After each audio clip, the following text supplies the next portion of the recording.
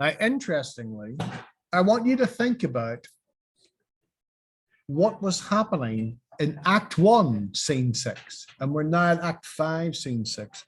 In Act 1, Scene 6, we see Banquo and King Duncan arriving at Macbeth's castle at Glamis, and they describe it as being a beautiful place, all right? And now we have Malcolm and Seward, old Seward, the Englishman, arriving at Dunsinane, and it's almost like a complete flip. And what we've got there, again, the castle gate, drums and colours, Malcolm, Seward, and Macduff and their army with bows. So Malcolm declares, "Now near enough, your levy screens throw down and show like those you are. You, worthy uncle, shall with my cousin, your right noble son, lead our first battle. Worthy Macduff, and he shall take upon the else remains to do according to our order." And Seward says, "Very well. Do we but find the tyrant's power tonight, let us be beaten if we cannot fight." And then Macduff says, "Make all our trumpets speak. Give them all breath, those clamorous harbingers of blood and death." And we get that nice little rhyming couplet, but also that idea, blood and death. We're here to win or to die. Okay. And then we're into Act Scene 7. Another part of the field. And what that means, they're out in the battlefield. Macbeth is not in the castle. He's out in the theater of war, which is just outside. "They have tied me to a stake. I cannot fly, but bear like I must fight the course. What's he was not of woman born? Such a one I am to fear, or none." And here he realizes that he is stuck. Now, in Elizabethan times, they would have what's known as bear baiting, okay? So they bring bears from other parts of Europe, and they would tie them to a stake, and they would fight. Dogs would come and fight. And obviously, Macbeth feels in that way. And we got like, "I cannot fly, but bear like I must fly." We get that simile that he's trapped, okay? But also this idea that in a way it was considered sport, but there's nothing sporting about it, okay? Enter young Seward. "What is thy name?" "Thou'rt be afraid to hear it." "No, though thou call'st thyself a hotter name than any is hell. My name's Macbeth. The devil himself could not pronounce a title more hateful to mine ear. No, nor more fearful. Thou last, Bagnord, save with the sword I'll prove thy last to speak. Thy fight in young Seward is slain." All right. And then he casts, it's like, "Thou wast of woman born." And there's something almost sarcastic about that. Because in a way, he's looking for the fact the only hope he has left is the fact that he cannot be beaten by a mortal enemy. "But swords I smile at, weapons left to scorn, brandished by the man that's a woman born." And it's almost like a kind of like, it's almost like he's mocking, you know, he's mocking the death of Seward.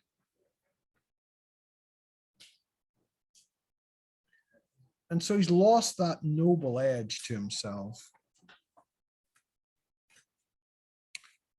Enter Macduff. That way the noise is, "Tyrant, show thy face." And again, we got that exclamation. "If I be slain with no stroke of mine, my wife and children's ghosts will haunt me still. I cannot strike at wretched kerns, whose arms are hard to bear their staves. Either thou, Macbeth, or else my sword with unbattered edge I sheathe again unheeded." And he says, "I cannot strike at wretched kerns whose arms are hard." And he says he won't fight. He won't fight Macbeth's hard army, okay? He'll fight only Macbeth.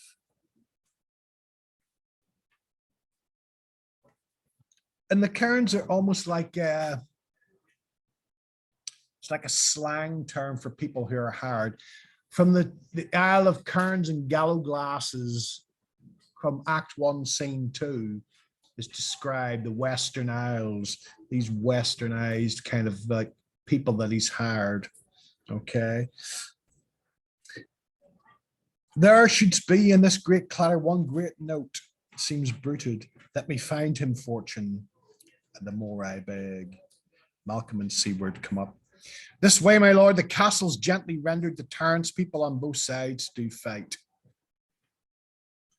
Okay.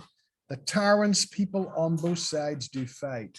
And what you've got there is, okay, Scotsman fighting Scotsman.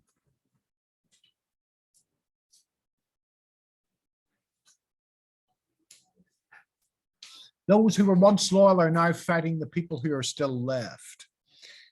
It comes gently rendered. Rendered, it's broken, it's been rent, okay? It's split. Not physically, in a sense.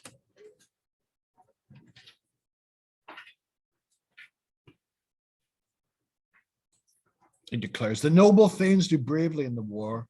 The day almost itself professes yours and little do. We have met with foes that strike behind us. Enter the castle, sir. So this is the battle. And to be honest, it's quite underwhelming. They're expecting kind of like more resistance, but they're not getting it. All right.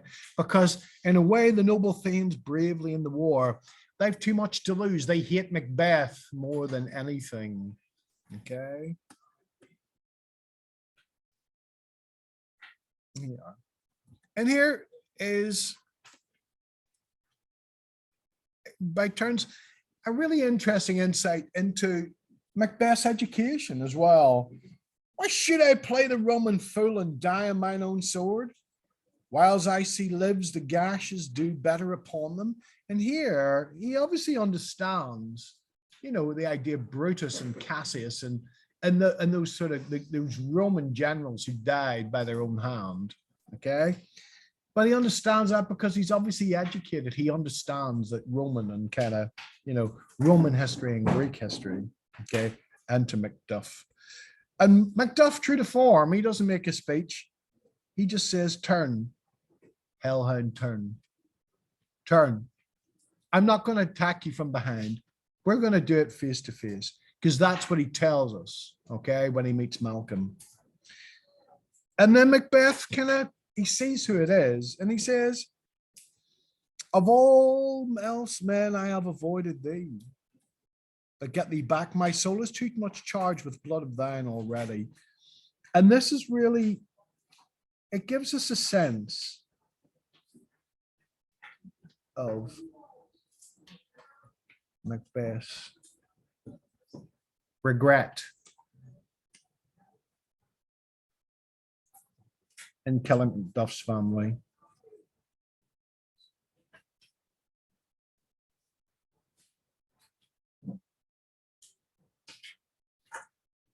We get that. Leave. You can't kill me anyway, so just go. My hand, okay, the blood of thine is too much. My soul. He talks not his hands, but his soul. And again, he knows he is damned. My soul is charged. And in a way, he becomes sick of what he's done.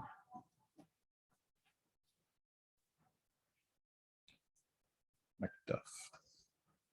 I have no words.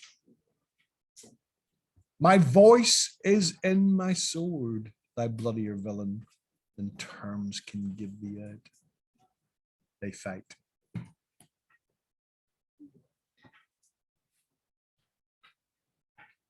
Thou losest labor.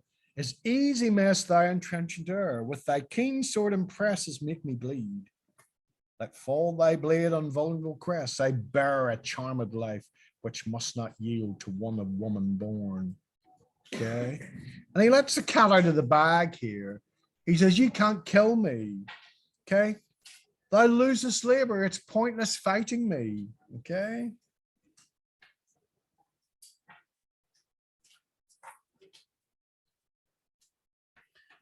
Pointless fighting me.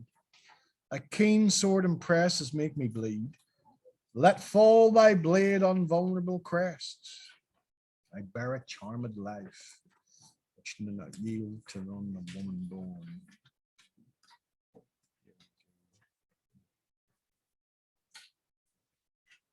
Just spare thy charm, and let the angels whom thou still hast served tell thee, Macduff was from his mother's womb untimely ripped.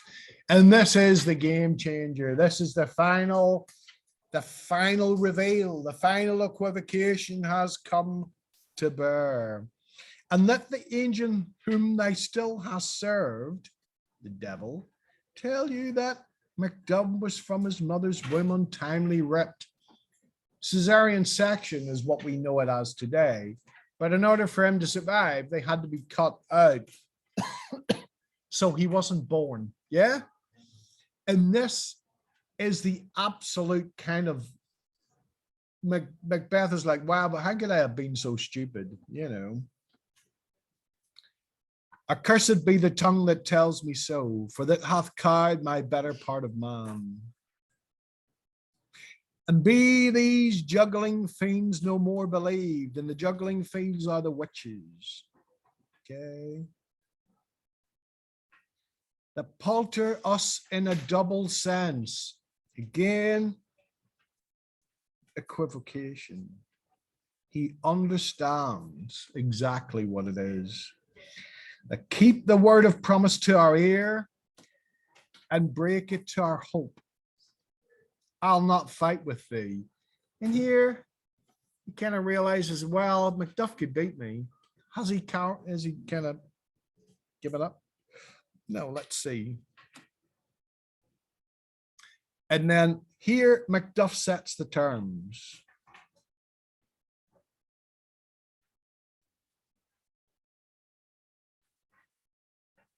Sets terms of surrender. Because remember, in a way, he's a knight. He says, I'll not fight with thee. And he can't kill him. He won't, even Macduff will not kill an unarmed man or a man who will not fight back.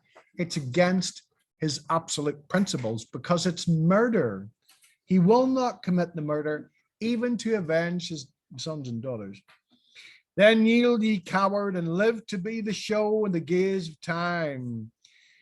When we'll have thee as our rarer monsters are, painted upon a pole and under it, here may you see the tyrant.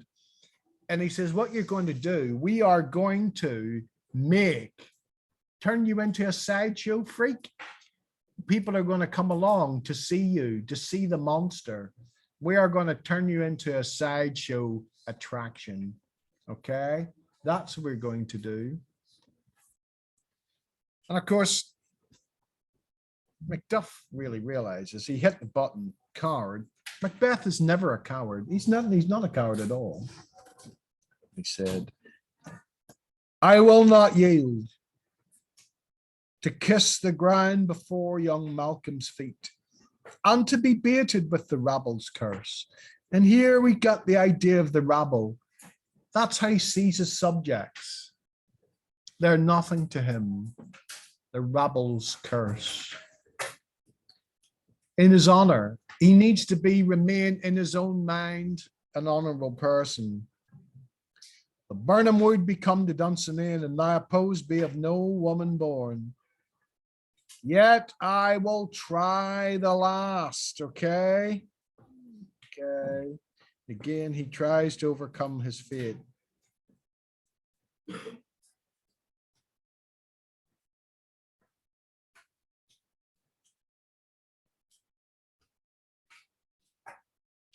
I throw my war before my body, I throw my warlike shield.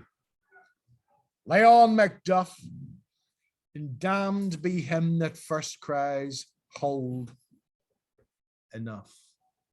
And that means, in a sense, surrender. Okay?